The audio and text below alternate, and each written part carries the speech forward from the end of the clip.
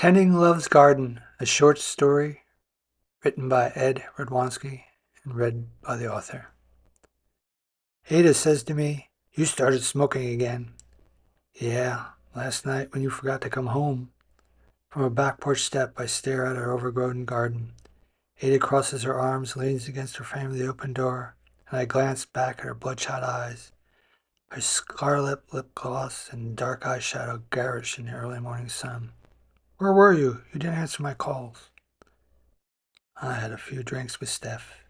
Ada shifts her eyes to the once fertile plot now covered with prickly vines and says, I kind of lost track of time.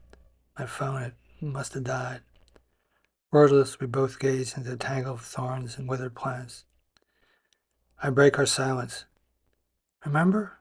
Remember when we first moved here and every week we tended the vegetables? Those little shoots growing up, watching them grow. Afterwards, we sit on these steps sharing an icy drink. We had a great garden then. Whatever happened to it all? Huh. It's not the way I remember it.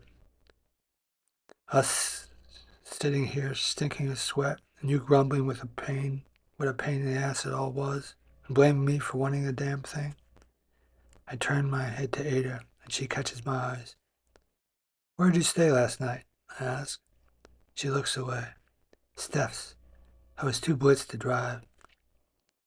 I crush out my cigarette and wander into the yard, kicking at the bramble.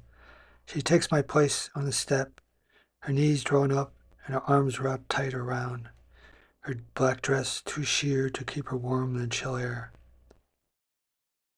"Maybe if we worked together," I say, "we could get it back the way it was." Ada shakes her head. "Too much work.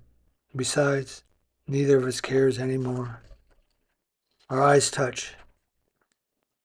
Maybe if we both tried?" "I don't think so," Ada says.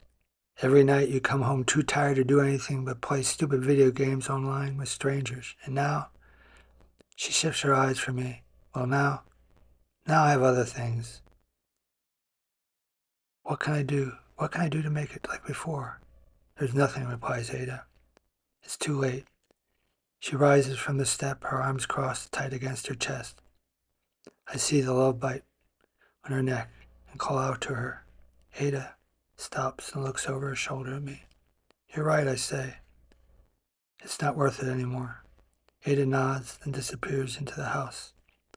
Before following her, I take a last look at our garden.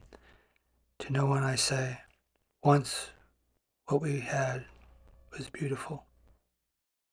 The end.